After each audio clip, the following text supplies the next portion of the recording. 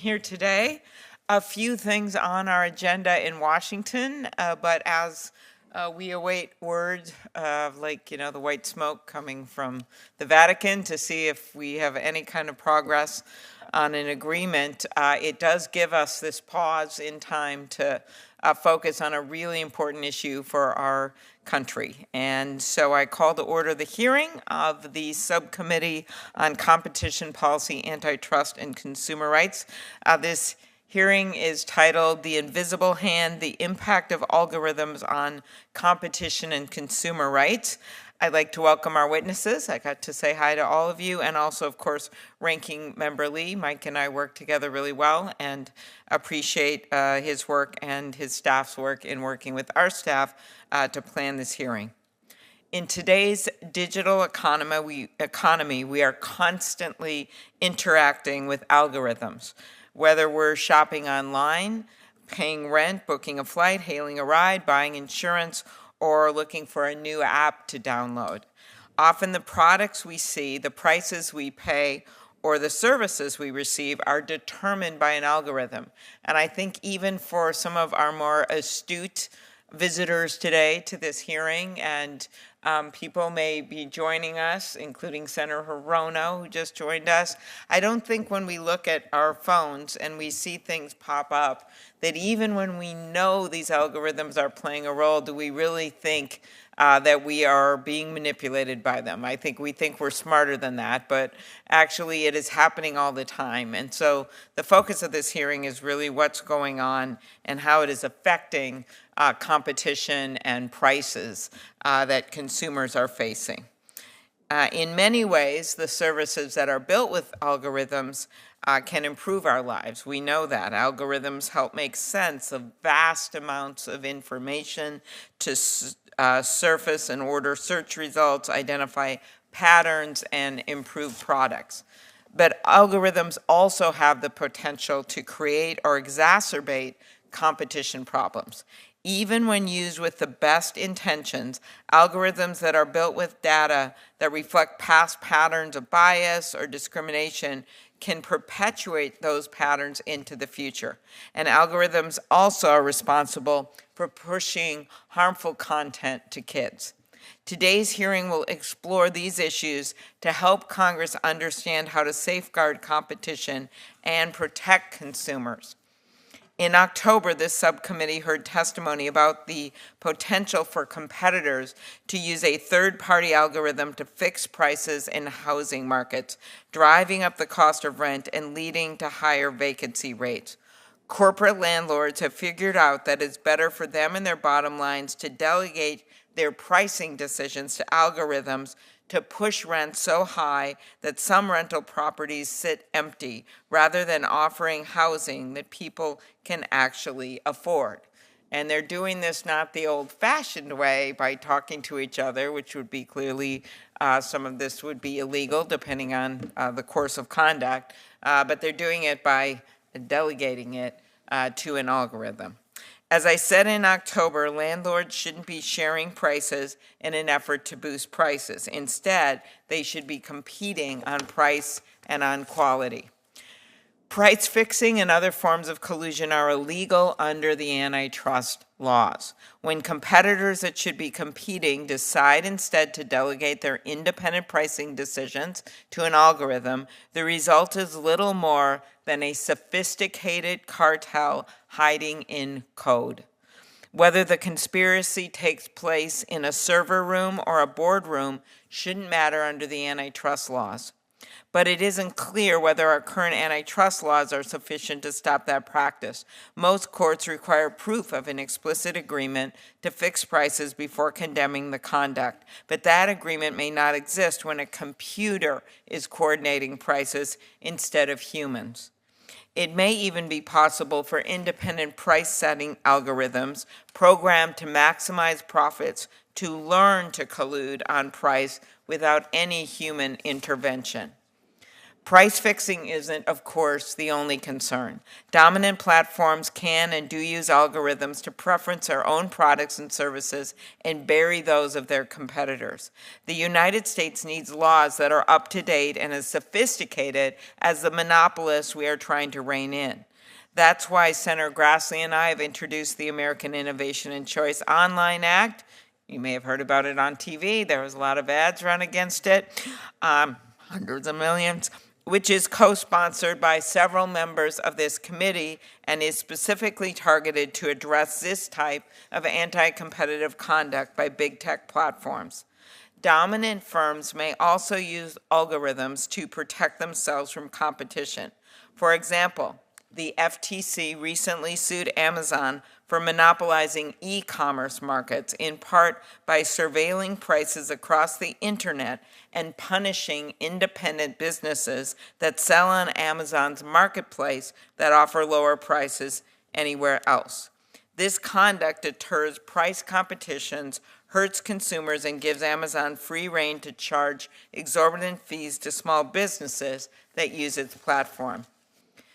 The public understands that big tech's tactics hurt consumers and deter innovation.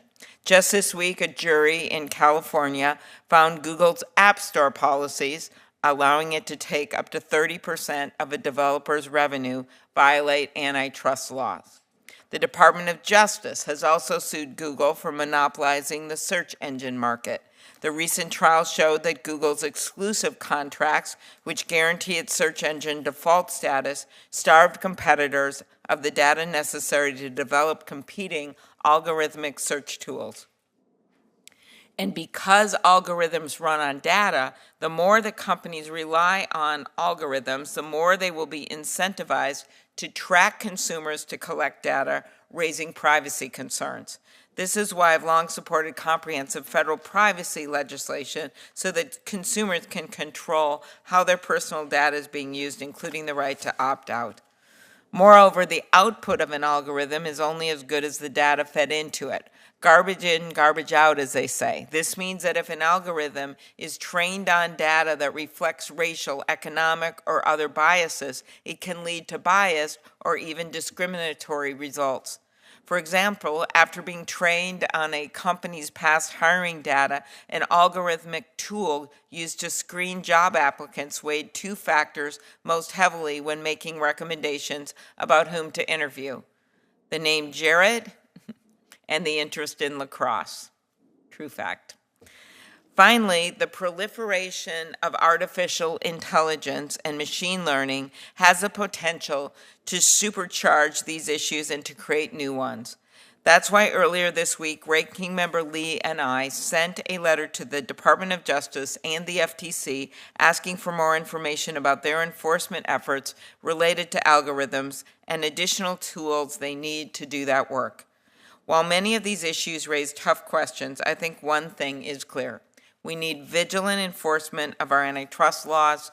We, of course, passed our Merger Filing Fee Modernization Act on a, I think, 88 vote in the U.S. Senate to move up when that money was going to be collected to allow our antitrust enforcers to do their jobs, as well as passing Senator Lee and my venue bill at the same time.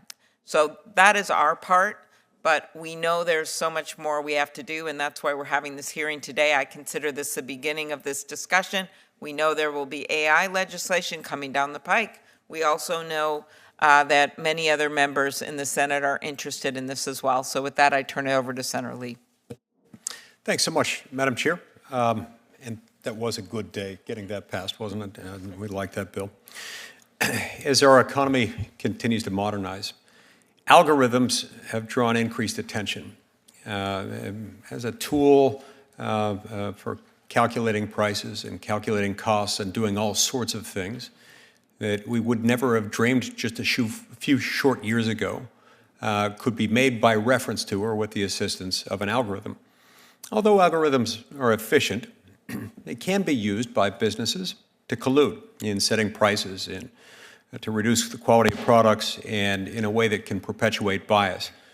Algorithms are neither good nor bad, but rather, like a company's size, It depends on the context. It depends on how they are used. There's nothing inherently sinister about an algorithm. They can do only what they've been designed to do. And for that reason, we can fairly say that the devil is in the details. It depends on the quality of the data that's being fed into them and what businesses do with the algorithms that may be problematic, especially if the business in question has monopoly power or engages in collusive price setting. Today's hearing concerns algorithms and their potential impact on competition. Now, it can be used in a number of ways that may impact competition, in ways that are either pro-competitive, pro-competition, or anti-competition. First, algorithms are able to help determine prices.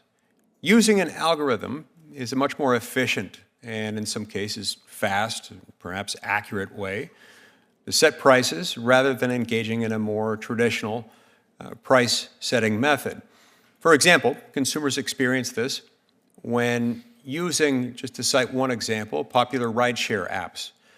Algorithmic pricing could be very problematic if used improperly. When executives use algorithms to collude and to set prices, this can impede competition and undermine the natural balancing of the market. Algorithms present a new and easier way to engage in this behavior and to engage in it in a way that makes its detection a little more difficult. Second, algorithms impact competition by affecting the quality of products.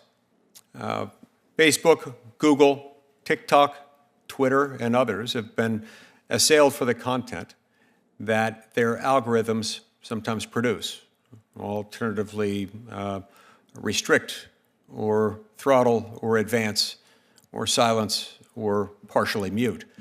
These algorithms are likely written with the intent to fuel engagement and keep users on the platform to consume more and more content in a period of time, or to keep the user on the app for a longer period of time. It's the clickbait model, basically, but on a trillion-dollar society-wide basis. So why fuel engagement? Why use the clickbait model or something else, algorithmic or otherwise, to fuel engagement? Well, more time spent on the platform means more digital ads. And that, in turn, as those eyeballs are scanning more and more ads, means a lot more money for the platform.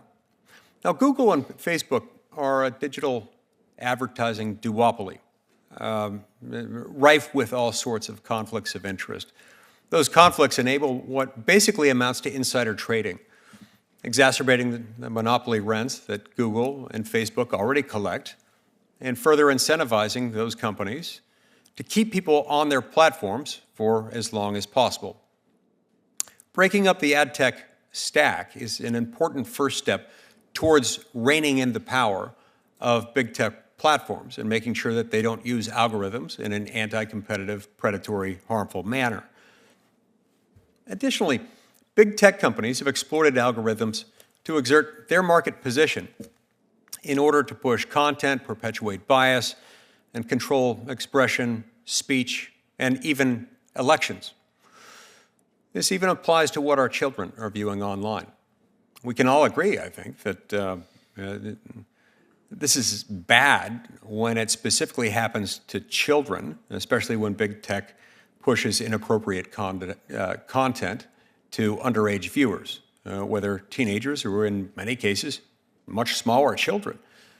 They don't yet have the maturity, the judgment, the self-control to make wise decisions about the content that they consume. And in some cases, they can be really affirmatively harmed by it. All of us have the instinct to protect children. I believe that the effective enforcement of antitrust laws in this area could result in increased competition and new alternatives. And with those new alternatives, you could have some companies doing a better job than others at making sure that the content provided to children wouldn't be harmful to them. Now, this is also true, of course, when it comes to adults. Neither the government nor big tech should be telling people what to believe or how to vote, or at least should proceed with the knowledge that if they tell people what to believe or how to vote, they may have backlash in the marketplace, at least if there is a marketplace with robust competition to be had. Because if there isn't, they're going to continue to do whatever they want, relying on their monopoly or duopoly status, relying on the absence of meaningful competition, knowing full well that they can simultaneously advance their economic, their financial, and their political or other interests. It's nothing short of alarming that Google, precisely because of its monopoly and its lack of algorithmic transparency that inheres in the nature of the use of algorithms, can control the information that a user sees to the extent that it does with no repercussions in the market. According to Dr. Epstein's research, Google is feeding people biased information, quite deliberately, that furthers the progressive political agenda and reminds liberals to vote on Election Day while intentionally failing to give conservatives those same reminders. Now, Google significantly ended the partisan vote reminder and began sending the vote reminder to all users, but only after they were caught doing so in the last election. That is significant. That is itself perhaps an indication that there's a breakdown in the market. That perhaps is an indication that the antitrust laws can have something meaningful to say here and that they should. Now, look, I want to be clear. Every American, including any business, has whatever right to peddle whatever sort of political message that company, that business, that person may want. Whether it's for a political party represented by an elephant or one represented by a donkey or, for that matter, a giraffe. They can do that if they want. It's part of the First Amendment. They enjoy that First Amendment protection. But if they're doing that, especially doing that in an audience that doesn't consist overwhelmingly of Republicans or of Democrats or whoever they're trying to pitch these messages to, they would be doing so at the risk of alienating, in our country, about half the population anytime they side with one political party over the other. The fact that they did so boldly, so effectively, so unapologetically in this instance, to me suggests that there's something terribly, terribly wrong. We know that there is in that marketplace. It's one of the reasons why we need to address the stack. We have an obligation to our constituents to protect them from this significant threat and to defend competition itself, not for the purpose of any political party or cause or message, but because consumers themselves deserve better than this. They deserve what happens naturally when there is competition in the marketplace. I look forward to our hearing today and to hearing from each of you. Very good. Thank you, Senator Lee. I'm now going to introduce the witnesses. Bill Baer is a visiting fellow in governance studies at the Brookings Institute. He previously served as Assistant Attorney General for the DOJ Antitrust Division.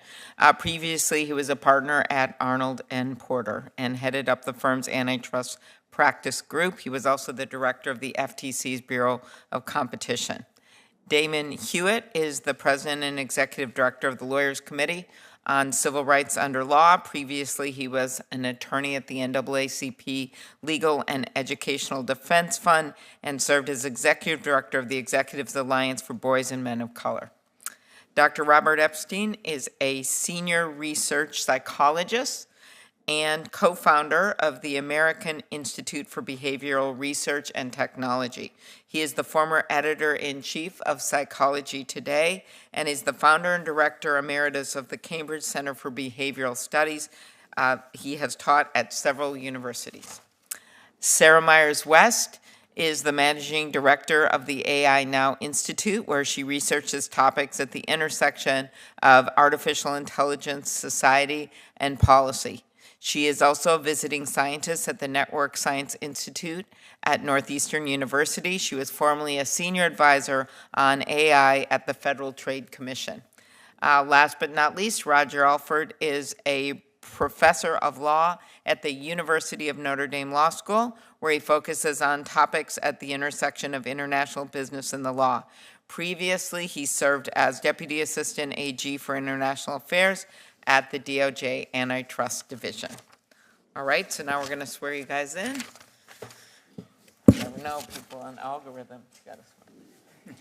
I will now swear in the witnesses. If the witnesses could stand, you are. Thank you. Do you swear that the testimony you will give before the subcommittee shall be the truth, the whole truth, and nothing but the truth, so help you God? I do. Thank you, and you may be seated. So I'll start by recognizing you, Mr. Baer. Thanks for being here. Chair Klobuchar, Ranking Member Lee, Senator Hirono, it's good to be back. And thank you for the opportunity to address, as you both have noted, one of the many challenges we face in harnessing the power and maximizing the potential of AI. The growing use of pricing algorithms presents one such challenge. I'm no expert in AI, believe me, but from the vantage point of a long-term antitrust enforcer, I am concerned that misuse of this tool is growing and puts consumers at risk of paying supra-competitive prices for all sorts of goods and services. Sometimes competitors agree directly on a pricing algorithm. We brought a case when I was at DOJ that addressed that kind of competitor-to-competitor agreement. But often companies outsource to a third party AI price fixing by using the same vendor to collect the data on supply and on demand and recommend pricing or output behaviors that facilitate price coordination. Your hearing last October on rental housing markets showed how property management companies allegedly were using third-party vendors to collect competitively sensitive pricing information from competitors, feed that data through sophisticated algorithms, and recommend unit-by-unit prices so landlords could charge higher rent. Similar antitrust challenges are pending involving hotel operators in Las Vegas and in Atlantic City, using that same kind of third-party pricing algorithm to suggest profit-maximizing strategies to the hotels that increase margins and limit a consumer's ability to bargain, hunt online. These AI-facilitated hub-and-spoke conspiracies extend further up the food chain, too. Literally.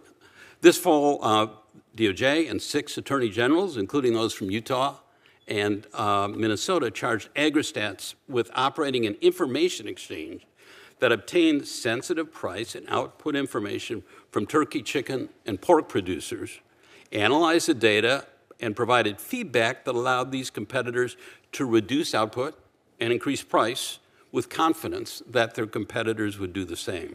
Again, the basic behavior is not new, but the use of pricing algorithms seems to make coordination both easier and quicker. The good news is that these hub-and-spoke conspiracies have traditionally been held to violate the antitrust laws. The bad news is that algorithmic collusion using third parties seems to be on the increase.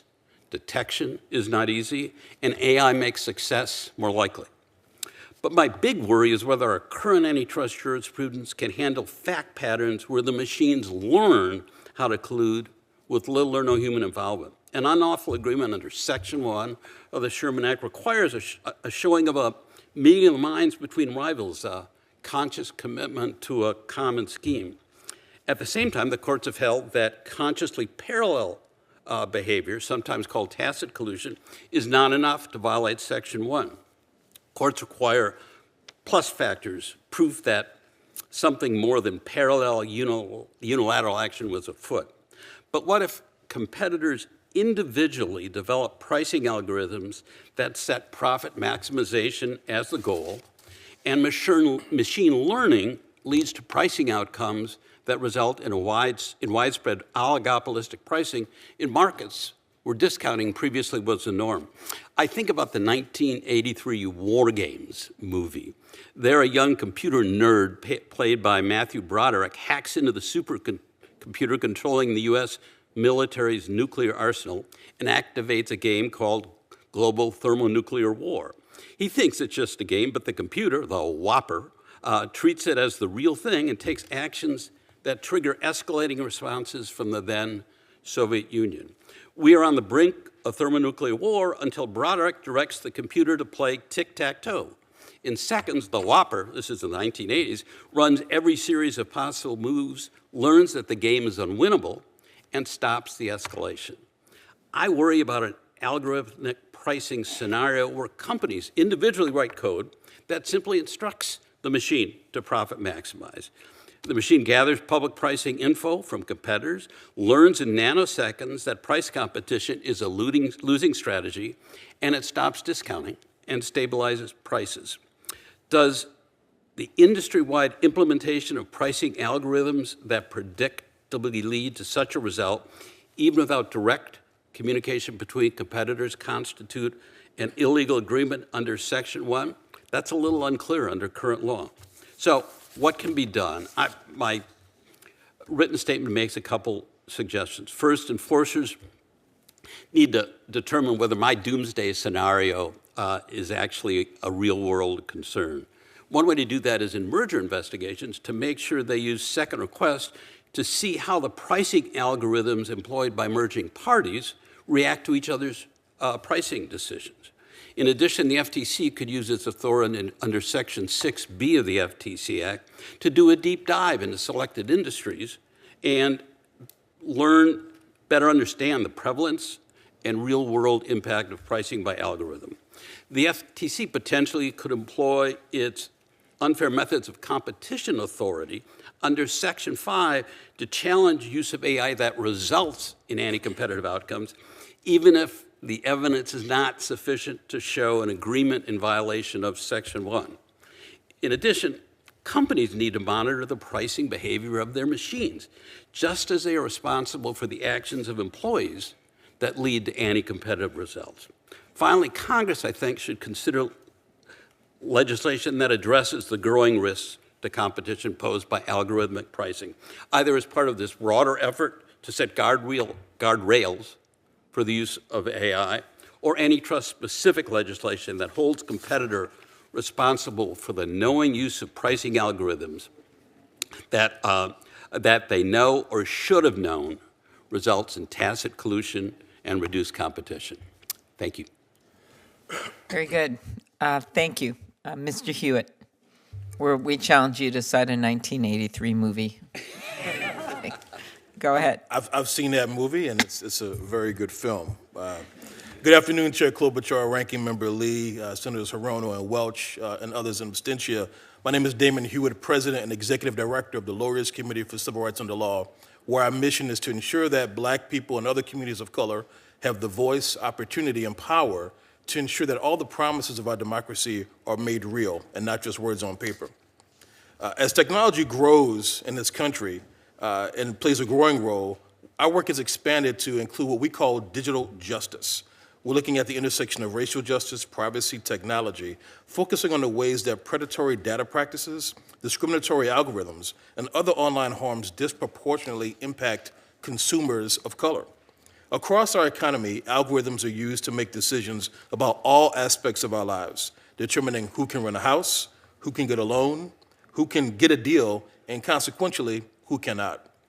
One of the greatest civil rights challenges of our generation is to ensure that our new data-driven economy does not replicate or amplify existing discrimination. As Ranking Member Lee said earlier in his remarks, AI is not the problem, but it's like putting discrimination and the problems that do exist on steroids if we don't watch out. We have to ensure that the technology well serves all of us. Because algorithmic technologies are built using societal data that reflect generations of discriminatory practices, such as redlining and segregation, they often reinforce past patterns of discrimination. For example, scoring algorithms used by auto insurers result in higher rates and fewer options for residents of majority Black neighborhoods who don't have other options. Retail websites have been found to charge different prices for the same products based upon consumer demographics. Mortgage approval algorithms are more likely to reject Black applicants even when they have less debt than white applicants, things that absolutely make no sense. The harms of algorithmic discrimination are already denying millions of Americans equal opportunity in our economy.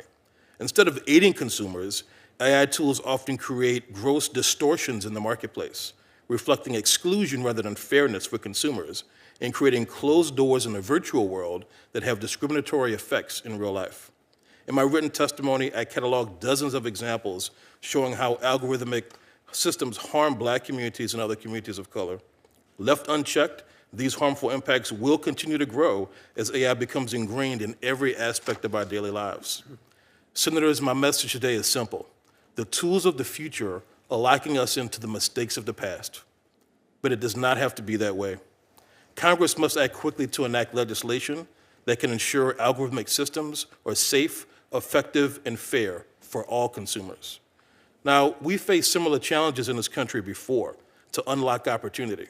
Congress passed the Civil Rights Act of 1964 to prohibit segregation in interstate commerce, alongside other legislation to address discrimination in employment, housing, and other critical aspects of the lived experiences of daily lives of Americans in the marketplace.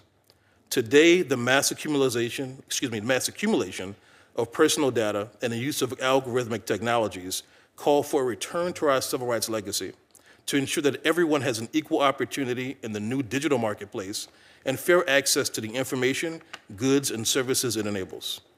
We believe at the Lawyers Committee that legislation coming down the pike should reflect at least 6 key principles. First and foremost, AI regulation should protect American civil rights by including an explicit anti-discrimination provision that prohibits algorithmic discrimination. Second, AI tools should be evaluated and assessed for discrimination and bias both before and after deployment. As Mr. Baer mentioned earlier, these machines learn and they evolve, so we can't just test one time. We need ongoing review, assessment, and audit. Third, developers and deployers of AI should have a duty of care requiring that products that they offer are safe and effective. As with any consumer product, the developers and deployers should be liable if these products are not safe and effective. Fourth, AI regulation should include transparency and explainability requirements so that consumers know when, how, and why AI is being used in a way that impacts them. Fifth, data protection requirements should limit the use of personal data and safeguard consumer privacy. Data protection is necessary to ensure that personal information is kept secure and not used against consumers unfairly. And finally, AI regulation should establish robust oversight and enforcement mechanisms, empowering federal officials with adequate authority and resources and providing a private right of action to remedy algorithmic harms in the private sector. We believe this type of legislation will help to limit discriminatory impacts of AI and will be good for all consumers. Thank you. I look forward to your questions. Thank you very much, Mr. Hewitt. Dr. Epstein. Can someone turn on the screen? Oh, great.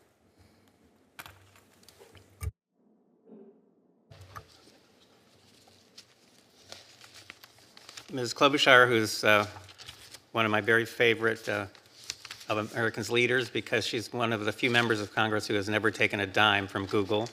Mr. Lee, who helped me and my team to get Google to back off in a national election. Thank you, sir, immensely. It's my first chance ever to thank you. Thank you. And other members of the committee. I'm here to tell you about an existential threat to our country that is so well hidden. I warn you, by the way, some of what might turn up on the screen in the next minute or two might be disturbing. I apologize in advance, but it's necessary that you see it. It's so well hidden that you might know nothing about it. It's a threat posed by big tech monopolies, eerily predicted by President Eisenhower in 1961. In 2016, Google alone shifted more than 2.6 million votes to Hillary Clinton, whom I supported, using subliminal techniques I had been studying and quantifying since 2013. 4 days later, a leaked video showed Google's leaders, devastated by Trump's win, telling their employees they would not allow Trump to win the presidency again. They would guarantee his defeat through their, quote, great strength and resources and reach. They made good on this promise in 2020, and in 2022, as I explained recently in the Epoch Times, they stopped the red wave cold. I lean left, but I don't think a private monopoly, one with no accountability to the public, should be able to pick our nation's leaders. Who knows how these secretive companies will lean next year, after all. After that all-hands meeting, Google perfected at least a dozen new methods of subliminal control that I have now been studying using rigorous scientific methods for more than a decade. To shift votes, We know from leaked emails that Google relies on what they call ephemeral experiences. Fleeting content such as search results, search suggestions, and up next videos on YouTube, content that impacts undecided voters and then disappears, leaving no paper trail. Since 2016, my dedicated team has been building increasingly more sophisticated monitoring systems that preserve and analyze ephemeral content. This is Google's worst nightmare because it means we are surveilling them just as they surveil us and our children 24 hours a day.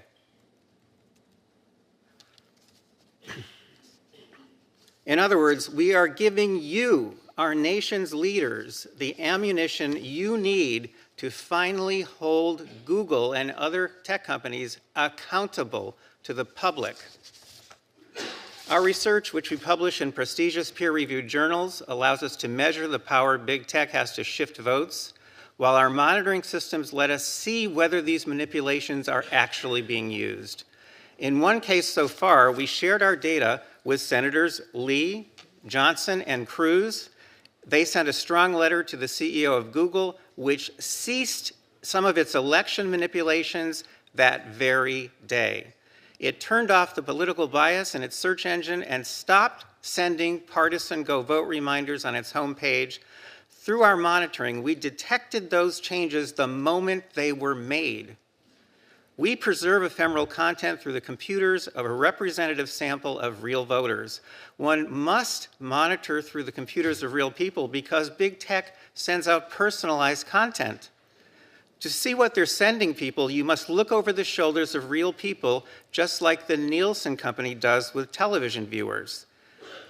Algorithms, my friends, I'm sorry to say, cannot be regulated because they are inherently opaque, even to the programmers. And even if you did regulate, we still need to monitor to make sure there is compliance. We started small, but have deployed bigger systems with each election. In 2022, we preserved more than 2.5 million ephemeral experiences through the computers of more than 2,000 voters in 10 swing states. We are now building the world's first nationwide digital shield, and we just released a public dashboard. It's at americasdigitalshield.com. It's what you're seeing on your screen. And it shows our cumulative findings in real time as we are receiving the data. We are collecting and displaying data 24 hours a day through the computers of more than 13,000 voters in all 50 states, and so far we have court-admissible data in 15 states. We have thus far, the extreme political bias we are seeing in content being sent to voters, along with the highly sexualized and violent content being sent to America's kids, confirm my worst fears. The technological elite, as Eisenhower called them, are now in control of our democracy, and they are systematically indoctrinating our children. If we can secure funding to expand our system so we have court-admissible data in all 50 states, the tech companies will back down in 2024. And even if they don't, we will have incontrovertible evidence of election rigging on a massive scale. If no monitoring system is in place, Google alone will be able to shift between 6.4 and 25.5 million votes in the 2024 presidential election, leaving no paper trail and making a mockery of the free and fair election. Thank you for your attention and for protecting our great nation from threats, both foreign and, I hope, domestic. Thank you. Dr. West, thank you. Thank you, Claire. Thank you, Chair Klobuchar, Ranking Member Lee, and to the members of the committee for inviting me to testify on this important set of issues. I deeply appreciate this subcommittee's ongoing attention to the role of algorithmic systems in shaping the economy at large, often in ways that harm consumers while benefiting centralized actors. In the most basic sense, algorithms are simply instructions that computational systems follow. They frequently involve using statistical techniques and applying them to very large amounts of data to arrive at a decision. For example, processing personal data to tailor a price to the maximum the system predicts a buyer will be willing to pay. Now, while many of the underlying techniques have existed for decades, such systems are supercharged by the surveillance business model that's been promulgated by the tech industry. This drove the creation of technologies that collect detailed and often intimate information about us as we move about our lives.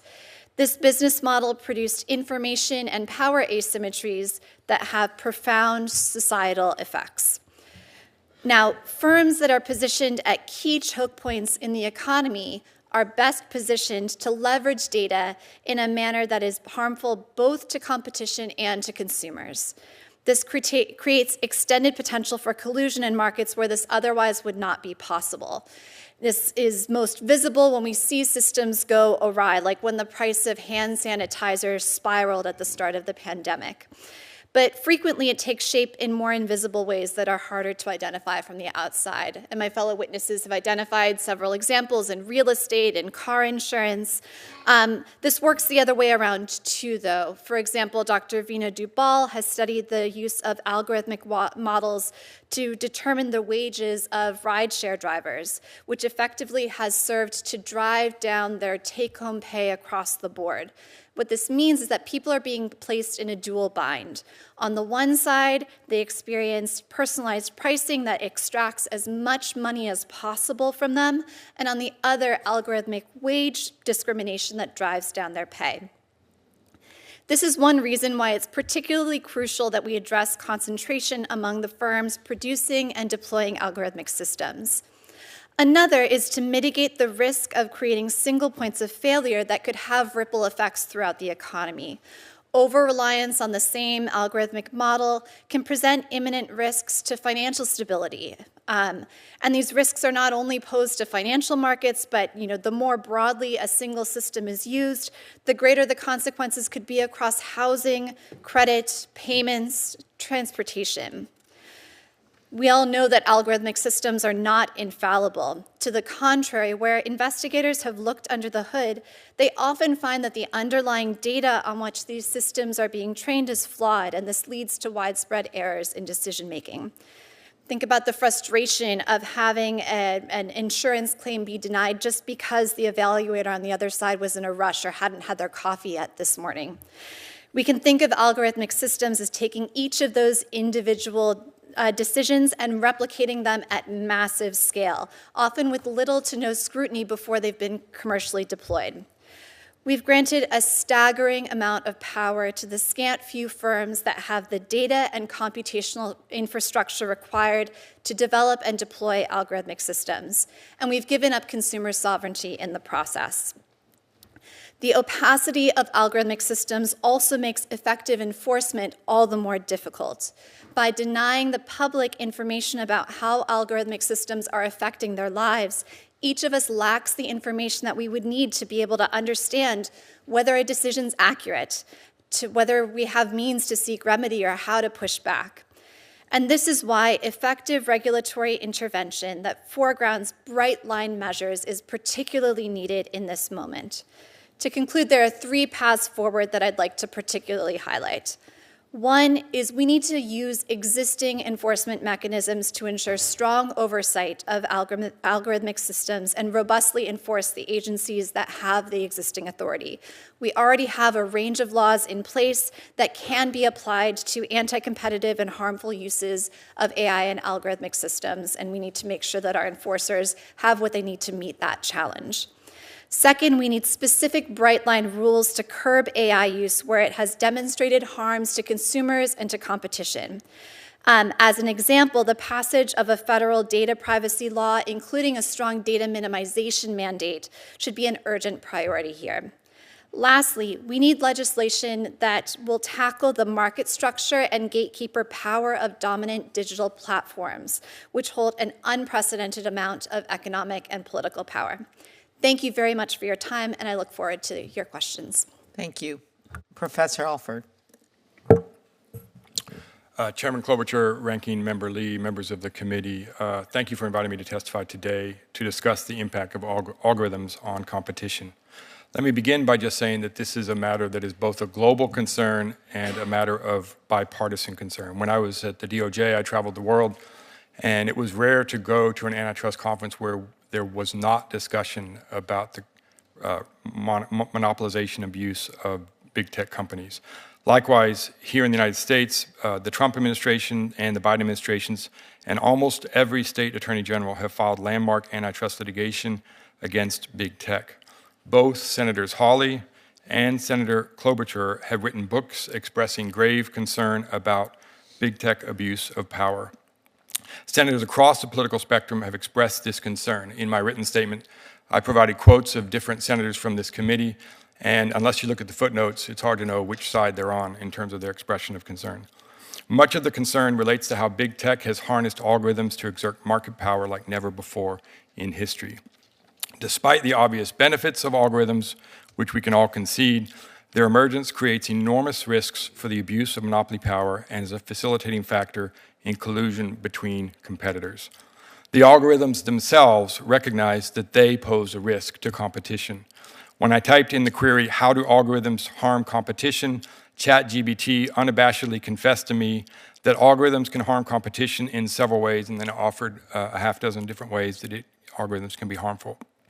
It then concluded with a warning to lawmakers that the fast-paced nature of technology often outpaces regulatory measures, which I think this committee should take as a challenge. With respect to price fixing, we've already talked about different examples. Most recently in the RealPage case, the Department of Justice has declared that whether firms effectuate a price-fixing scheme through a software algorithm or through a human-to-human interaction should be of no legal significance. The RealPage example is but one that you have already had a hearing about.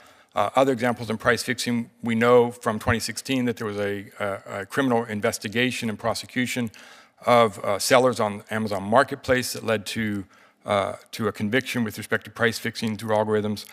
And then also just most recently with the JetBlue Sprint merger, information signaling through so-called flashing is happening where you're signaling to competitors what your pricing behavior should be and basically encouraging your competitors to change their pricing behavior.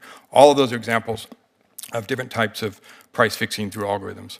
According to the DOJ, justice, surrendering freedom of action and agreeing to abide by the will of a trade association, which, by the way, I was involved in the recent real estate price fixing as an expert witness in which $1.8 billion was awarded against the National Association of Realtors.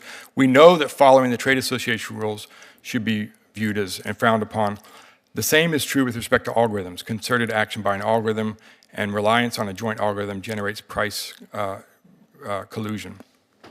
With respect to monopoly abuse, there's so much to be said. I encourage you to look at my written comments, but let me just make a few quick comments about monopoly abuse through algorithms.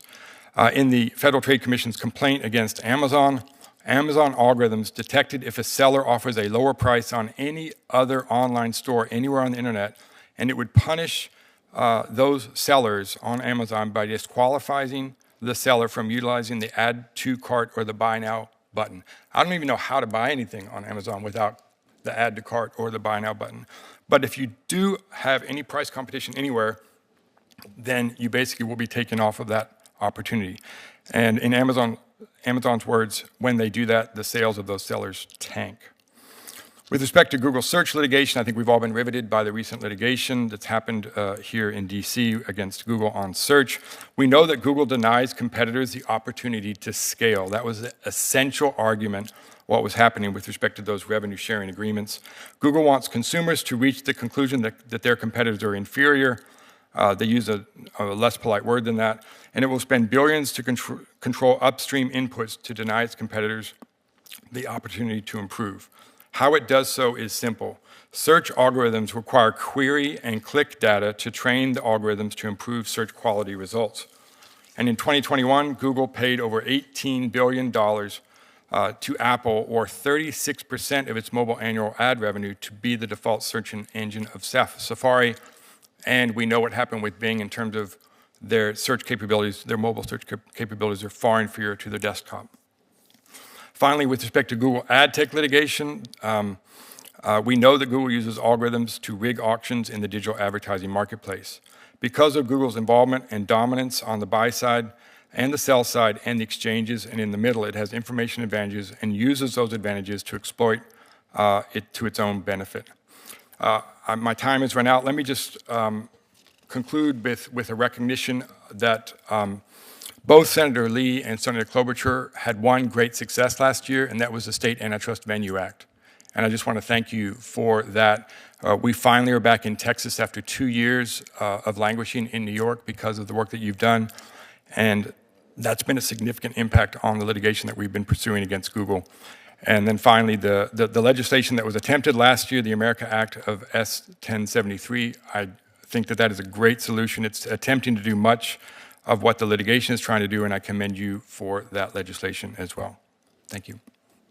Thank you very much. I'm going to have Maisie Hirono take my place. She's been diligently there to go first, so thank you. Kind of you, Madam Chair. Thank you very much. So listening to all of you, we know that that algorithms are being used in many different ways, and it is very hard to keep track. I feel very, how shall I say, at a loss as we have to navigate the waters that are before us. So one consideration would be perhaps that we should have maybe at this point, a dedicated digital platform regulator. This is for Mr. Baer. And so maybe a competition promoting regulator who could act in this space the way the FCC did in Carter phone back in 1968. So do you think we should be considering a new dedicated digital platform regulator, or would resources be better spent bulking up our current antitrust enforcers? Do you have anything to say about that?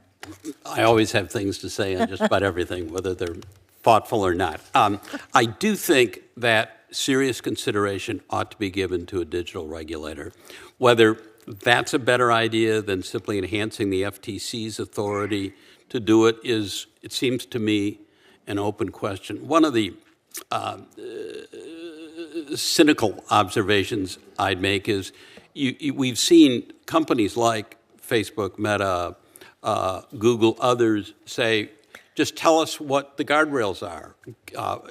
Give us some prospective guidance. And there was a huge Facebook PR campaign a couple of years ago about that. But the minute anybody puts something on the table, suddenly it's Katie bar the door. We can't do that. So I do think looking, though, for some prospective guidance so that companies that want to behave are able to train their employees to behave is worth doing. Antitrust enforcement, other than mergers, is always after the fact. And it takes a long time for the enforcement to catch up with the conduct. So in this area, given how fast-paced it is, as a number of my colleagues have observed, trying to find a way to get out front makes a lot of sense. I think that is a concern that so many of us have, that things are moving so quickly that whatever regulatory framework we can put in place is already outdated by the time we figure out how to regulate in this space. So, Mr. Hewitt, you gave a lot of examples of how there can be all kinds of discrimination happening with the use of algorithms, and I am worried about the potential, more than potential, for baking discrimination into algorithms, especially if the algorithms are going to be used for things like lending. And you already mentioned that, in the space of housing discrimination, there are all kinds of discriminatory decisions that can be made, and that people are not even aware that it is happening, but it's through the use of algorithms. So fair housing, lending. There are government testers, for example, or shoppers who apply for housing and loans in order to root out potential discrimination. How important is this kind of testing to uncovering discrimination in the housing and lending context where algorithms may be at play? Well, thank you, Senator Hirono. Testing is a classic, time-honored, tried and true technique that helps to build an evidentiary basis in all sorts of civil rights litigation and enforcement with respect to public accommodations in general. I believe the Department of Justice used testing online to effectuate its charges and settlement with respect to Meta or Facebook. I would also say, however, that as important as testing is, we would need millions of testers to keep pace and keep up, which is why we need also legislation that complements the testing, legislation that is, regulation that is a prophylactic, that requires beforehand testing, not testing only in the marketplace, but testing beforehand, almost akin to an environmental impact assessment. We wouldn't disturb the environment or an ecosystem before having some analysis of the impacts. And so I think that would be a perfect complement to testing, even though testing, as you indicated, remains critical and important. And I think that, doesn't the Supreme Court have a case that could set aside the ability of nonprofits and others to engage in testing? If you're referring to there's a case. The Atkinson Hotels case? So we have to worry about that. And I know that you noticed some of the parameters that you would like us to consider for regulatory legislation. So I hope we can come up with something in this space, even if it's fast-moving and complicated. Thank you, Madam Chair. Thank you. Senator Lee.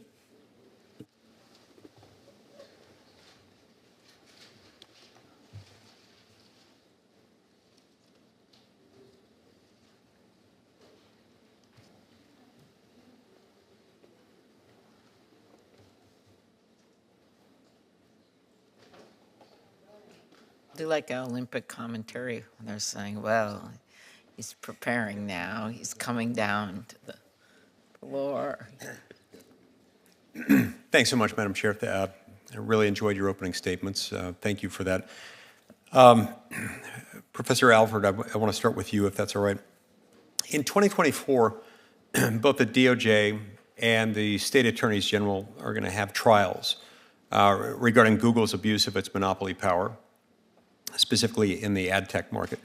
Can you discuss with us just a little bit about how legislation in the ad tech market might be part of the solution in addition to litigation? Sure, yeah. So, as you said, in 2024, we anticipate that the Department of Justice ad tech case, as well as the state AG case. We can anticipate, as I said, in 2024, the DOJ ad tech case, as well as the state AG ad tech case led by Texas will go to trial. But as we've seen already from the past few years, there's extraordinary hurdles associated with those two cases. Extreme delay, complete denial of any sort of wrongdoing whatsoever. The exercise of privilege abuse that Judge Donato recently called was a frontal assault on the administration of justice.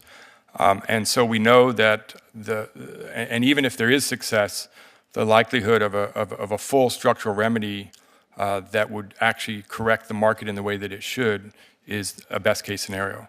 So the legislation that's compounded by some of the dynamics that we're describing, the inherent difficulty in understanding what's happening within the algorithm. Exactly.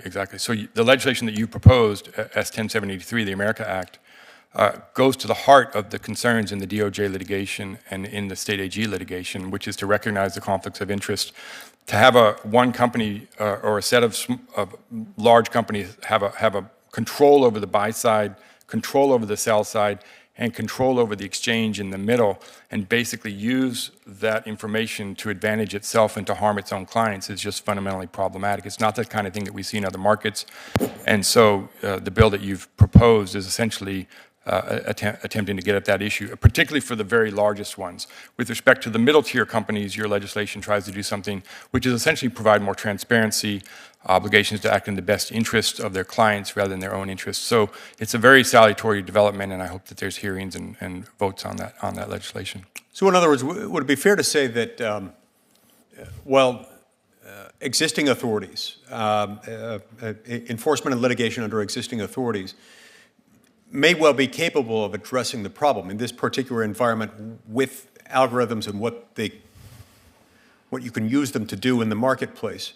It may take so long to get to the result that you want that it may become obsolete and therefore not ideally suitable to deliver the the win for competition and therefore the consumer that you need. Yes, yes. And also I should add that, the complaints are over hundreds of pages, and you can only try so many of the core issues in those cases. And so the legislation can, I think, get at more problems than simply what the litigation will be able to get to. No, it can be a little bit challenging to digest the true scale of these digital markets and to comprehend the vast impact that they have on our society and our internet economy. Can you offer any insights in that regard and help us to understand that? Sure. So, I've been working on the state AG case against Google for years now, and there's a lot of different things one could highlight. But essentially, if you control the information and you control the inventory that is provided to the exchanges, you can do a lot of things through algorithms that no other competitor can do. You can sequence when the bidding happens so that you get the first bids. You can peek at the information that is being offered and bid on other exchanges, and then you can adjust your pricing behavior so that you will win the bid simply by offering a penny less. So basically, you'll starve the other exchanges from competition just by peaking insider trading, I guess you could call it, and then using that. You can offer advantages that are only available if you go to their exchange, like real-time bidding. And so you can do things like uniform pricing behavior, where there might be that sellers want to go to another exchange, and they'll have different ceilings and different floors, but Google will impose uniform pricing behavior, so that's impossible to do that. So the whole range of different things that are happening with respect to the abuse of this monopoly power. Now, one could argue that the same things, in an environment where there is robust competition, those same things could maximize consumer welfare by bringing up price, bringing down price, and increasing quality all at the same time. Because if it operates in an efficient marketplace, it makes an efficient marketplace in which there is robust competition even more efficient. Can you talk a little bit about how artificial intelligence itself might be made to thwart that? What are some of the competitive risks of big tech, specifically in the emerging AI space? So, with respect to artificial intelligence, it's extremely new, it's extremely emerging, but we know several things. One, the startup cost and the barriers to entry are extraordinarily high, unbelievably high. Just because of the computing power? The sheer computing power, the information that you need to have inputs into the database, the training data. The cloud storage alone is just astronomical. And the potential for mistakes if you don't have sufficient data are enormous. The parlance, of course, is a hallucination, but if you actually dig down to what is a hallucination, that's what happens when the training data is insufficient and it hasn't been asked that question before in the information data, and so it sort of overfits is the language that they use. Meaning it makes stuff up? Makes stuff up, exactly. But that's because of the insufficient data. So you can well imagine that the data brokers, those that control the data are going to have the advantage within the AI space, and new entrants, new emerging players are going to have extreme difficulty trying to have the sufficient amount of data to be able to compete. So the similar problems that you're seeing in search, where there's just not enough data for tail queries to be successful on Bing, that kind of thing could happen with respect to AI as well. It'd be good if they could give us a warning when it's hallucinating, play a Pink Floyd song or something like that. I don't know. All right. My or at time's least a expired. watermark. Okay, all right. Thank you very much, Senator Lee. Mr. Baer, when you led the DOJ Antitrust Division, you brought, as you pointed out, the division's first ever prosecution of a price-fixing case involving algorithms. The challenges presented by algorithmic pricing have only become more acute, as a number of us have pointed out. What challenges do enforcers face today when attempting to bring the cases against groups of competitors that use algorithmic price-setting tools to increase prices? The first problem, the biggest problem, is simply detection.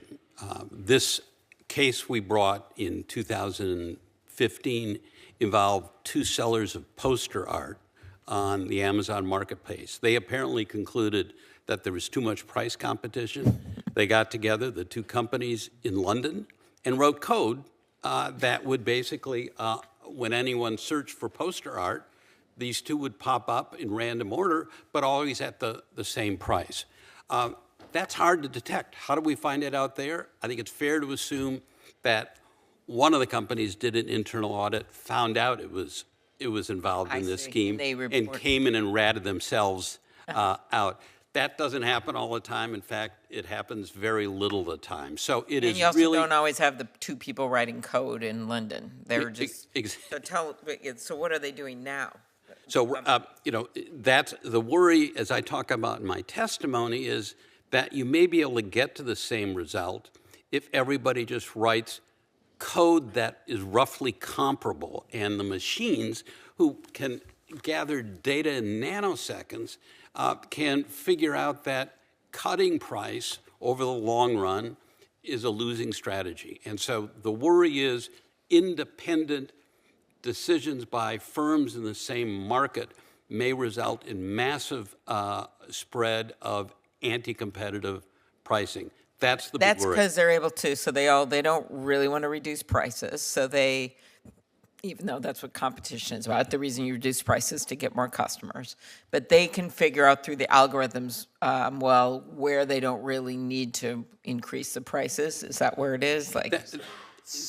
Explain it to me. Yes, the notion is that if the machines learn that if I discount, somebody else's pricing algorithm is going to price below me, and I'm going to quickly realize whatever gain I got from that initial price reduction goes away, and the Pareto optimal price is going back to something that is less competitive. I mean, to me, that's what antitrust is all about, finding fact patterns where consumer interests diverge from company self-interest. We've seen it in oligopolistic markets over time that firms independently figure out if we just track each other's pricing and don't compete, we're better off.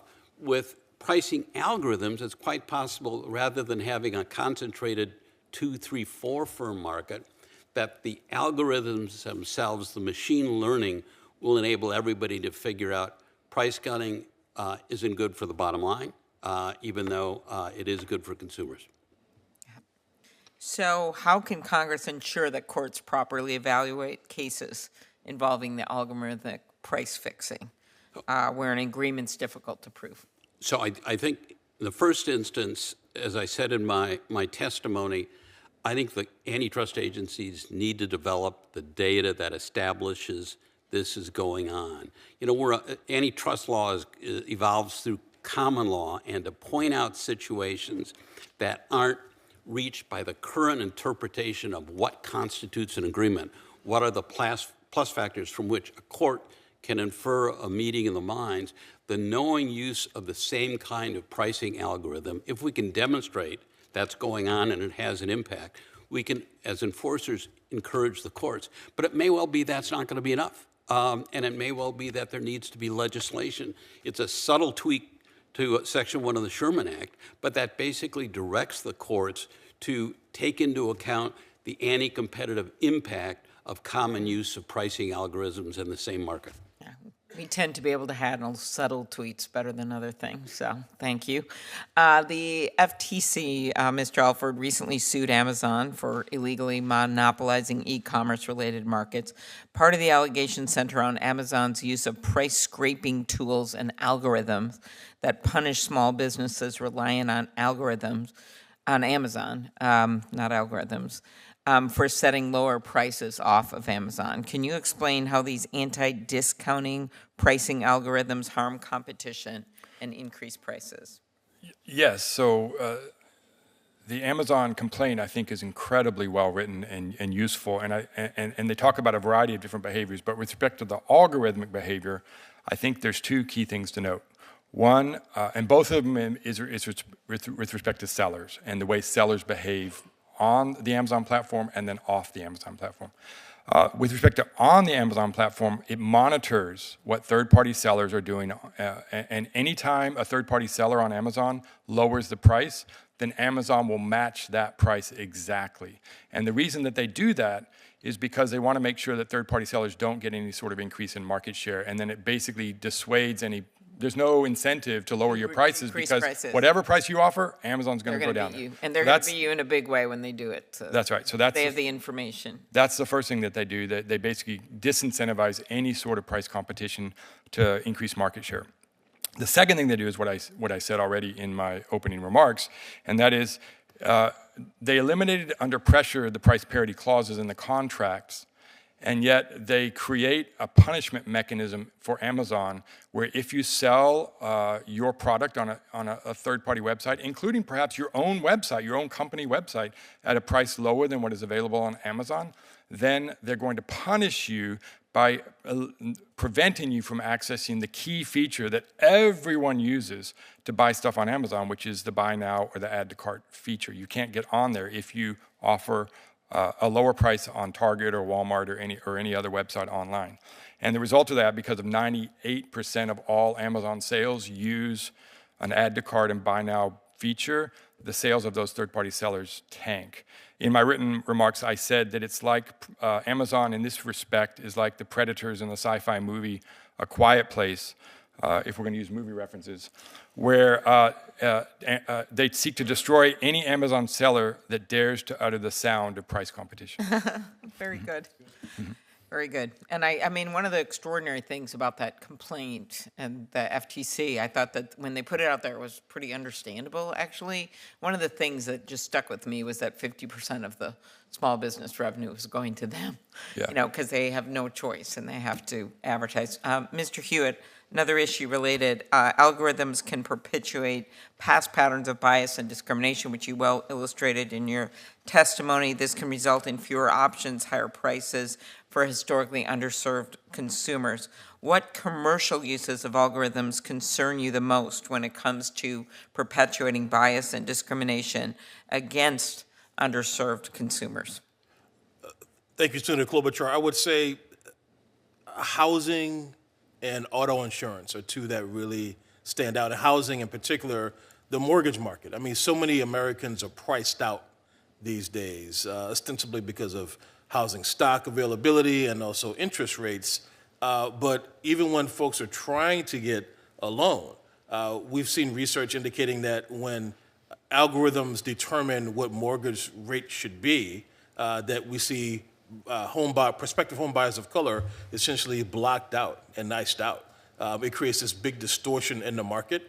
And so it actually leads to this cascading sense of, well, I can't afford it. They're not going to allow me to afford it, and being a homeowner isn't even within reach for me.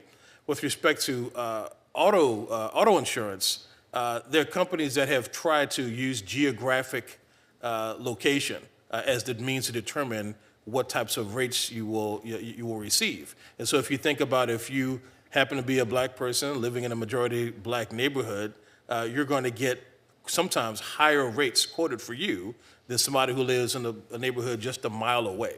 It doesn't make market sense in our view, and so the whole notion of competition, which is within this committee's ambit, really gets turned upside down. Because how can you have real competition when you have some subsegments of the consumer marketplace who don't even have real choices at all? Mm-hmm. Well said. All right, I've gone way over my time here, so you want to let Senator Welch go? And then, okay, it's been so good sitting there. So we'll have Senator Welch go next, and then I'm sure Senator Lee and I have questions of you as well. Thank you. Go ahead. Yeah, I'll be brief. This is an incredible hearing. People think the fix is in, but they don't really know how, and you're explaining how it is, and it's really pretty astonishing how small business folks are getting so incredibly ripped off. So I want to thank you for the clarity of your presentation and the deep work behind that. And I want to thank Senator Klobuchar and Senator Lee. I mean, the Senate needs to be dealing with this, and you're the leaders on this, so I express my gratitude for that. You've been talking, actually, you, Mr. Hewitt and Mr. Baer, about housing. That is a brutal problem. incredible in Vermont. Nobody can live anywhere close to where they work. It's really tough. That affordability crisis is real, not just in housing. You mentioned auto insurance, but it's pretty much everything. You just got to take what you don't have any bargaining power at all. And housing, remember that algorithm that was called Rent Maximizer? That was before they realized maybe we shouldn't advertise what we're doing, and they changed they changed the name, but not the game. And all these companies have been able to evade the antitrust laws, in significant part because the antitrust laws just didn't anticipate, and how could they, the world we're in with digital commerce. So, Mr. Baer, I'll start with you. Just be specific, if you can, about how our antitrust laws cover anti-competitive behavior like this, and what do we have to do with respect to our antitrust laws and legal standards to address the reality of this anti-competitive behavior with a different tool. You know, Bob isn't doing it, as you mentioned, but it's happening with the algorithm. Right. So I think, first of all, some of this behavior is being reached by not just the public antitrust enforcers, but by private plaintiffs who are acting on behalf of hotels, hotel customers, on behalf of apartment renters. So there is some movement. The challenge is when, as I indicated earlier, competitors are independently and knowingly using the same type of algorithm without writing it together, that produces the same results as if they had sat down in London together, had a drink, and written the math. So that's the problem. What can we do about it? I mean, you got, one of the most conservative senators in the Senate, Senator Klobuchar, and you've got one of the most liberal, Mr. Lee, right here. Yeah. Or did I get that wrong? Well, maybe not on this one. But they're both here because they share this common concern. So what's your recommendation on one of the remedies we should pursue? So I think encouraging the FTC to consider use of Section 5, unfair methods of competition authority, to bridge the gap between overt collusion and this sort of indirect collusion is one thing. If the courts aren't going to embrace that, and we don't know that they will, I think there needs to be a legislative solution. Okay. Let me go to Dr. West because I only have a little time. Can you discuss some of the risks surrounding the data collection and whether or not and why you think a user should have to give their express form consent before an AI system harvests their data? So, data is a really key source of power for the firms that are engaged. Talk button. Data is a key source of power for the firms that are using algorithmic pricing. It's what gives them these information asymmetries that let them, exact as much out of consumers than they would otherwise. It's also what enables them to deny other competitors that lack that data advantage access to the market.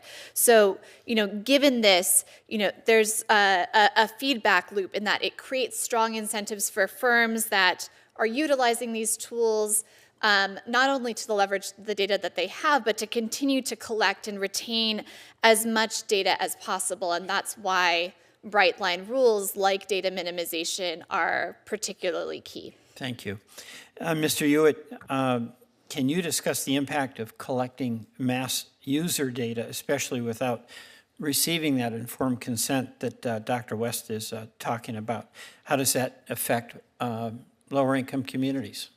Sure. Well, the companies that rely heavily on algorithms, especially whether it be social media or others in the consumer space more squarely, they think they're holding up a mirror to us, showing us who we are, when in fact it's really more like a funhouse mirror. It's distorted. It's giving a distorted picture, and it's essentially trying to tell us who we are. And the driver of that story about who they think we are is based upon what Senator Klobuchar said in her opening remarks: garbage in, garbage out. Data that is based upon a history of redlining and discrimination. It doesn't just so happen that our communities residentially are de facto segregated. It's because they were once de jure segregated.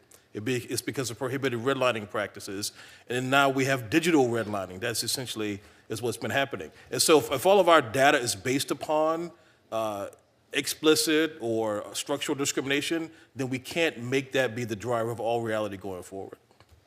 Thank you very much. And by the way, my first job in law school was with the Lawyers Committee for Civil Rights Under Law. How about that? Yeah, something. Thank you. Thank you for your service. All right, well, thank you very much, Senator Welch. Senator Lee, some follow-ups. Thank you. Dr. Epstein, I'd like to go to you next. America's Digital Shield Project has, I think it's over 13,000 field agents. I see you're nodding your head. I'm in the ballpark that allow the collection of data to recreate authentic online experiences. And it's my understanding that it operates in a manner that's designed maybe kind of to replicate or exceed the capabilities of the Nielsen research data system, with the latter system referring to TV viewers, of course. It's different when you're dealing with the internet because it's much broader, much more. It moves much more quickly. Can you explain a little bit how you analyze this data to reach some of the results that you're looking for and how you go about that? Yes, but first I have to say for the record that the road to hell is paved with good intentions. And you folks on this committee have very good intentions, and you're wonderful people. But you don't understand. You're not really hearing what's being said to you. What's being said to you is, you can't regulate algorithms. I've been a programmer since I was 13. I can tell you for sure, algorithms, especially nowadays, are completely opaque. And even if you tried to, they would outprogram you long before you got that final vote, long before you got a bill passed. Yeah, I don't recall ever having said that we should regulate algorithms, nor do I think that's well, you're talking about physically possible. Appointing a special algorithm regulator. With just one question, I think. Australia tried regulating algorithms. Your concerns here are just not where they should be, in my opinion. Instead, you have to look at what you just asked about, which is you have to look at where the rubber meets the road. It doesn't matter who's programming what. What matters is what the consumer is actually getting on his or her computer, and all of that is personalized. There is no way to know what they're getting unless you are looking over the shoulders of a very large number of real users who cannot be identified by the tech companies. And we've been building that kind of technology since 2016, and America's Digital Shield is our attempt now to build a permanent, self-sustaining system that looks over the shoulders of tens of thousands of Americans in all 50 states, politically balanced, representative of each population in each state, and court admissible. And that is what we have been doing. And it's very, very difficult. That's a $3 million website you were looking at. It's very difficult to find those voters, explain to them what we're doing, get them to agree to sign NDAs, very rigorous NDAs, and that's what we do. Okay, can I ask a question about your youth content project? Yes. It's my understanding that it's shown that Google is exposing children to videos on YouTube that are inappropriate, in some cases sexually explicit or otherwise disturbing, harmful in one way or another. How has your research uncovered this under the Up Next feature, and how does YouTube use algorithms to select the Up Next content shown to children? Well, this has already been mentioned by other people here, but YouTube selects content to increase watch time. And this is true even for 5-year-olds. They want more watch time because then the 5-year-old will run to mommy and say, "Mommy, buy that." So that's the key here. Watch time equals revenue, period. Leaks from these companies, especially Facebook, have shown this unequivocally. So what we are doing now is we have through our field agents, we've been able to connect to our system the mobile devices of more than 2,600 children, children of some of our field agents, who want to know what content those kids are seeing. And this content, if someone would turn the screen on again, it's displaying right now in real time, this content is shocking. I've had research staff who will not work with this content. They won't do it because it is so disturbing. This is going to our kids, and it's going to kids in such a way that parents don't even know what's going on. There is no way to understand anything that's happening on the internet unless you are looking over the shoulders of tens of thousands of real people. They have to be real people, real kids, real voters. That's why we've been working so hard to build this system, and it works, and we have learned ways to analyze the data in real time that's streaming in from more than 10,000 computers, and we're going to get that number up to 40 or 50,000 if we can. And to be clear, that's content that's appearing on a platform designed for kids, marketed to parents as for kids. Not only are these images coming from real videos being watched by real kids, these are recommended. Right. These are recommended videos. We keep track of what's recommended and what people are actually watching. Now, tell me, if you can, imagine a world in which Google did not have monopolistic market power. Just imagine that world for a minute. John Lennon's Imagine is playing in the back of your mind. How would Google's behavior change? How would the experience with Google and Google products change? I'm not exactly sure what you're asking. So any of the things that we're talking about, would Google ever have been in a position where it was telling half the country which side of the political aisle it wanted them to gravitate toward? Would it be directing content to kids that it shouldn't be? If we were monitoring on a large scale and in a scientifically validated manner, which is what we've been building here, okay, Google would pull out. They still could make billions of dollars, but they would pull out. They'd stop the manipulations of our elections. They'd stop the manipulation of pricing to the extent that they're doing it. They would stop because they could still make money, but we would be making them accountable. What you're seeing on the screen right now are elections that Google has flipped. We have a long, long list of elections that Google has flipped because we now know how to calculate precisely how many votes they're shifting in each election, because we not only have the basic research, but we also now have evidence coming to the eyeballs of real voters. We have the evidence showing they're actually showing people this content. Thank you. Professor Alford, I want to ask a variation of the same question to you. What would Google look like? Or how would it be different than it is today if it didn't have monopolistic control, if it didn't have market dominance that it does?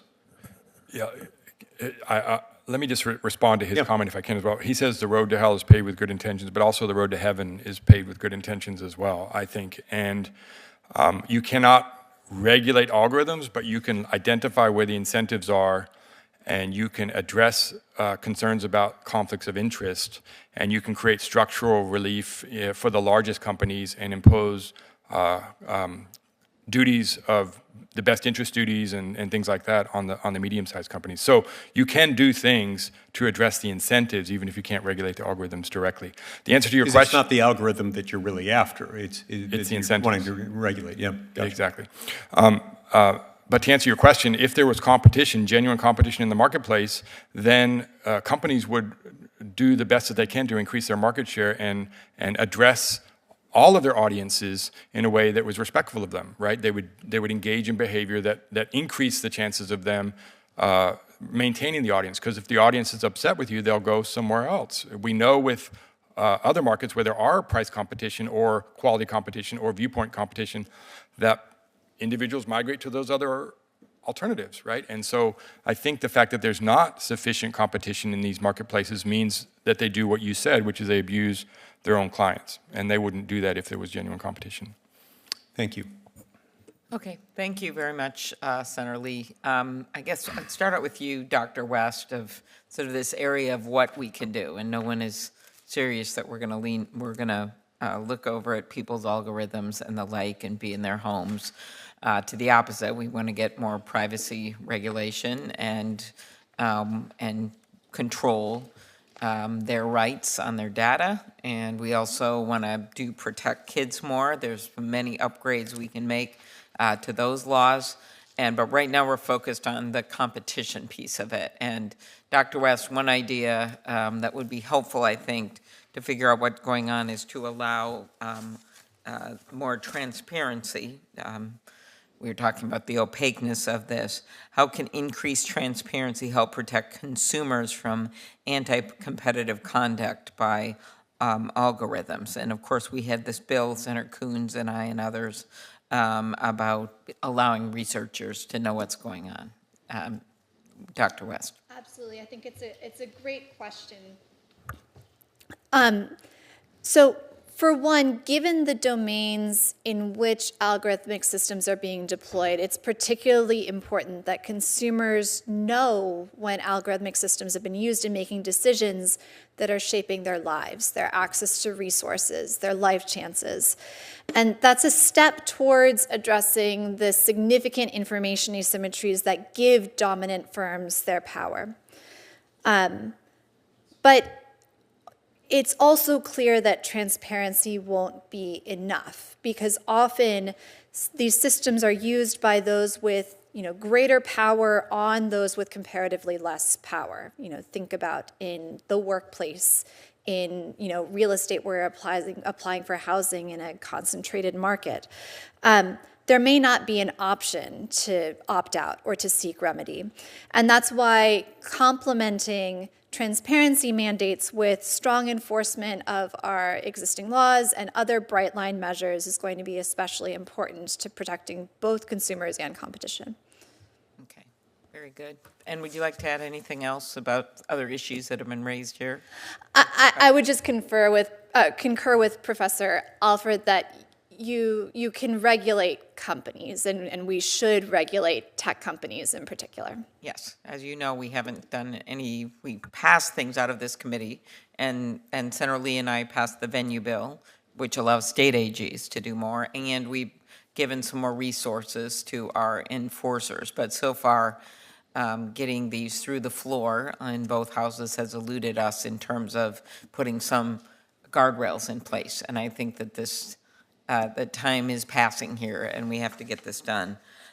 So I guess I turn to you, Mr. Hewitt. You heard about the discussion about what can be done. Could you talk a little bit about what Congress can do to get at some of the issues that we have raised, that you and I talked about with discrimination?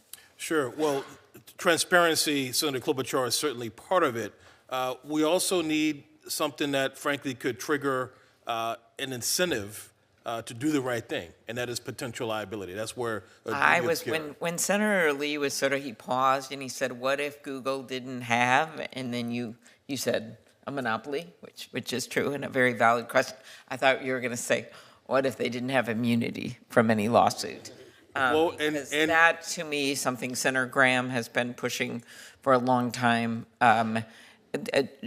Because of the inability of the Congress to take any action on any of these things. And luckily we have, again, given the tools, the resources to the antitrust enforcers to do it. But we really don't have any choice then, because there is, unless we just want this to continue, where fentanyl lace pills are being sold on these sites. 1/3 of the people that get poisoned with fentanyl get them off the platforms. Whether we want to just continue with some of the pornography, the revenge porn, all these things going on. There's just no liability, and they're raking in like $1 trillion. So, that's how much their value is. That's so right. I just, at some point, they use some of that profit to get this stuff off their sites. It's just it's pretty much common sense when we regulate everything else. But Mr. Hewitt, I didn't mean to interrupt you, but thank you for raising the point. Continue. Well, look, I know we're short on time. I'll say there's a host of harms. As this committee does its work, I'm also thinking about how this fits into the AI Insight Forum, where I saw you a few weeks ago, where we focused on the impact of AI on elections and democracy. I think about the fact that platforms like YouTube are an information superhighway for white supremacist content. The same content that inspired the shooter in Buffalo who went to a black neighborhood just to kill black people, that content was on YouTube in 2019. We sent a letter asking them to take it down from a particular user, but we can't whack every single mole. And so you're right that potential liability must be on the table for these companies, whether it be in terms of social media companies or other companies. And we're not talking about lawsuits flying left and right. We're talking about incentivizing proper conduct. If anyone on this committee or any of your staff used a toaster for breakfast this morning, that toaster is more regulated than AI is regulated today. That does not make any common sense, and that is a problem that Congress can address. Well said. Mr. Baer, many dominant tech companies use algorithms, as we know, to determine what consumers are going to see in response to a search query. This gives them, as we just talked about with Professor Alford, it gives them ability to preference their own products and bury those of their competitors. That's one of the reasons that Senator Grassley and I and others on this committee introduced the American Innovation and Choice Online Act to set common sense rules of the road. How can this type of self-preferencing by entrenched gatekeepers harm competition and deter innovation?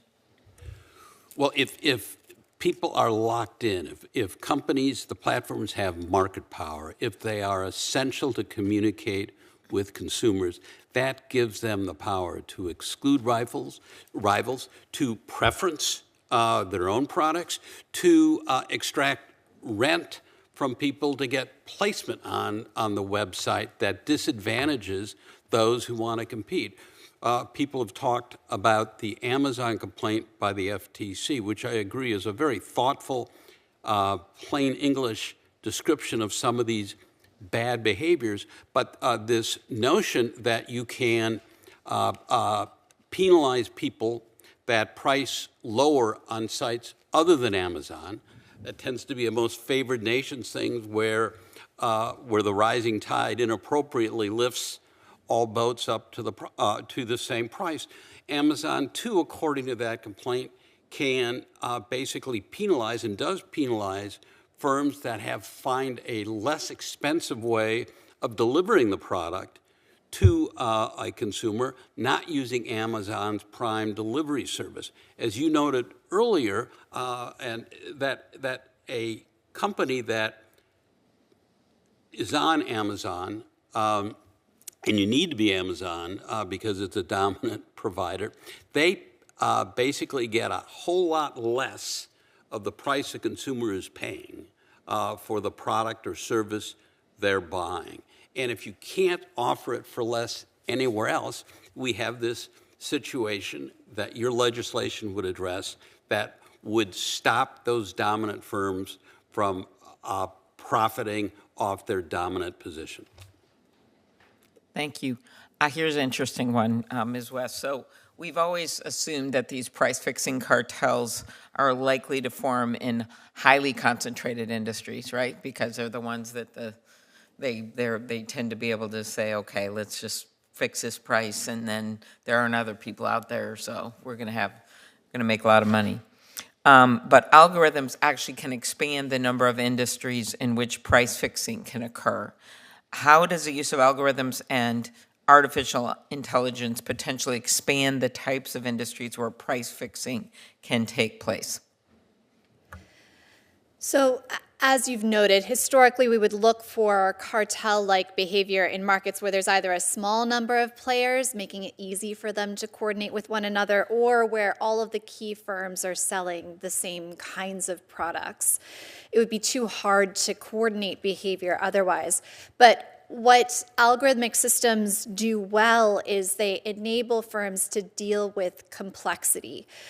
So it enables firms that would otherwise have difficulty colluding to effectively coordinate, whether intentionally or not, using large amounts of data across differentiated products.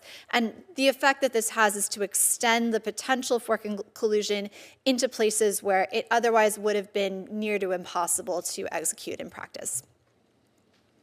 Mr. Alford, in your testimony, you note that algorithms can make price-fixing cartels more stable by minimizing the incentives to cheat. Can you talk about how algorithms can make price-fixing cartels more sustainable? Yes, so the algorithm price-fixing behavior that's possible is essentially where you defer to a central decision maker about how pricing will happen. And so, as Dr. West said, you could have literally thousands or even millions of individuals that could defer to that.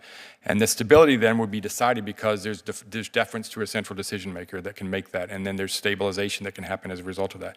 So that's one way. The other way is what I mentioned earlier very briefly with the signaling features, where so consumers or regulators may have a hard time identifying price signaling behavior that is happening, but because of algorithms, you can do very, very fast signaling to your competitors about pricing behavior, and only if you're really knowing what to look for will you even be able to see it. And so we see that in the airline industry, where there's so-called flash information sharing, where signaling can happen because of the instantaneous nature of it, and they can immediately signal and then send back the price so that it doesn't even reach the consumer necessarily, but it reaches the seller. That's another example of stabilization.